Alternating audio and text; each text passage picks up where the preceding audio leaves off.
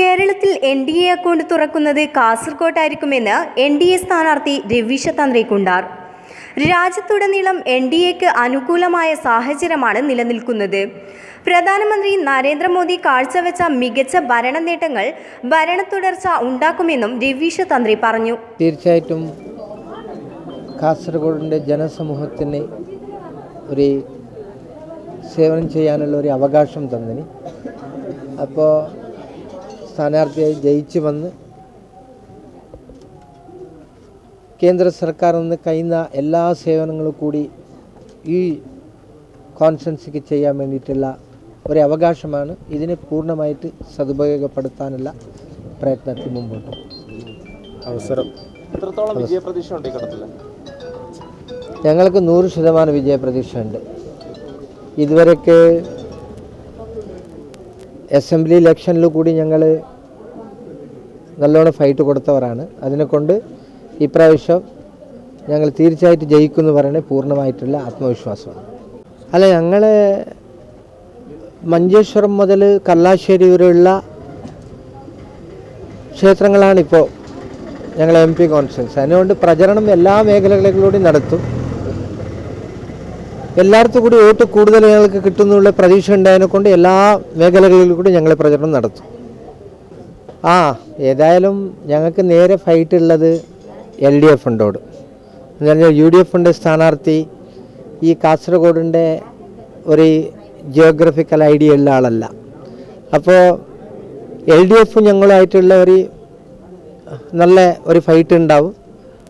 ആ ഫൈറ്റിൽ ഞങ്ങൾ പൂർണ്ണമായിട്ട് ജയിക്കും എന്നുള്ള വിശ്വാസം ഉണ്ടായതിനെ കൊണ്ട് തന്നെ ഞങ്ങൾ ഹാർഡ് വർക്ക് ചെയ്തിട്ട് കഴിയുന്നത് എല്ലാ പ്രദേശത്തിൻ്റെ വോട്ടേഴ്സിനെ കൂടി ബന്ധപ്പെട്ടിട്ട് ഞങ്ങൾ ജയിക്കാനുള്ള പ്രയത്നത്തിൽ മുമ്പോട്ട് പോകും. ഞങ്ങൾക്ക് ജയിക്കും എന്നുള്ള ആത്മവിശ്വാസമുണ്ട്. കന്നഡ മേഖലയിലുള്ള ആ പ്രദേശത്തിനെ കൊണ്ട് ഭാഷാ ന്യൂനപക്ഷക്കാരെ പിന്തുണ ലഭിക്കും. അത് തീർച്ചയായിട്ടും ഒരു വിശ്വാസമുള്ള വിഷയമാണ്. അത് ഞങ്ങളല്ലല്ലോ തീരുമാനിക്കേണ്ടത്. UDFൻ്റെ വോട്ട് UDFന് ഉണ്ടാവും. അത്രേ UDFൻ്റെ സ്ഥാനാർത്ഥി ആരായെങ്കിലും കൂടി അത് UDFൻ്റെ വോട്ട് അവർ പിടിക്കാനുള്ള പ്രയത്നം പോകും. പക്ഷെ ഞങ്ങളിപ്പോൾ BJPക്കുള്ള വോട്ടും അത് മാത്രമല്ലാണ്ട് ന്യൂട്രൽ വോട്ട്സ്, ആ ന്യൂട്രൽ വോട്ട്സ് എന്തുണ്ടായാലും കൂടി ഇപ്രാവശ്യം ഞങ്ങൾക്ക് കിട്ടുമെന്നുള്ള ഒരു ആത്മവിശ്വാസത്തിലാണ് മുമ്പോട്ട് വന്നത്. തീർച്ചയായും വോട്ടായി മാറുമെന്ന് ഞങ്ങൾ പറയാനില്ല. എന്ത് പറഞ്ഞാൽ ശബരിമല വിഷയത്തിൽ ഈ സർക്കാർ എങ്ങനെ നടന്നു എന്നുള്ളതിനെ നോക്കിയാൽ വോട്ടേഴ്സ് ഒരു തീരുമാനത്തിലെത്തും. ആ സമയത്തിൽ അത് ഞങ്ങൾക്ക് വോട്ടായി കിട്ടുമെന്നുള്ള വിശ്വാസമാണ്. തെരഞ്ഞെടുപ്പ് പ്രചരണത്തിന് ഉപയോഗിക്കാൻ പാടില്ല എന്നുള്ളത് ഇലക്ഷൻ കമ്മീഷനാണ് ഓർഡർ ചെയ്തിട്ടില്ലേ. ഞങ്ങൾക്ക് ശബരിമല വിഷയത്തിന് പ്രചരണം ചെയ്തിട്ട് വോട്ട് എടുക്കണമെന്നില്ല. എന്നതിനെ കൊണ്ട് പറഞ്ഞാൽ ഞങ്ങൾ പൂർണ്ണമായിട്ടുള്ള പ്രവർത്തനത്തിൽ എല്ലാവരും കൂടി ഞങ്ങൾ അനുകൂലിക്കും എന്നുള്ള വിശ്വാസം ഉണ്ടായതിനെ കൊണ്ട് അത് പ്രചരിച്ചാലും പ്രചരിക്കാതിരുന്നാലും കൂടി BJPക്ക് കിട്ടേണ്ട വോട്ട് കിട്ടും. മണ്ഡലത്തിൽ NDAയും LDFും തമ്മിലാണ് മത്സരം. മണ്ഡലത്തിന്റെ ഭൂമിശാസ്ത്രം പോലും അറിയാത്ത സ്ഥാനാർത്ഥികളാണ് ഇവിടെ വന്നു പോകുന്നത്. 15 വർഷം MP ആയിരുന്ന P. കരുണാകരന് NDA ഭരിക്കുന്ന കാലത്താണ് ജില്ലയിൽ വികസനം കൊണ്ടുവരാൻ കഴിഞ്ഞതെന്നും അദ്ദേഹം പറഞ്ഞു.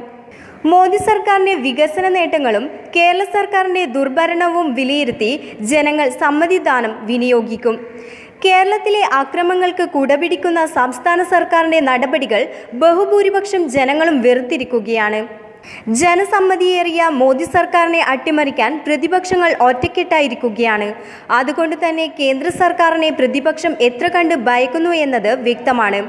സ്ഥാനാർത്ഥി പ്രഖ്യാപനം വൈകിയത് തിരഞ്ഞെടുപ്പ് ജയത്തെ ഒരിക്കലും പ്രതിഫലിക്കില്ല. സ്ഥാനാർത്ഥിത്വം പ്രഖ്യാപിച്ച് 48 മണിക്കൂർ പിന്നിട്ടതേയുള്ളൂ.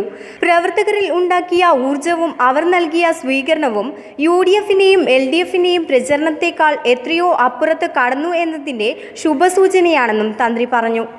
ന്യൂസ് ഡെസ്ക്, കാസർഗോഡ് വാർത്ത.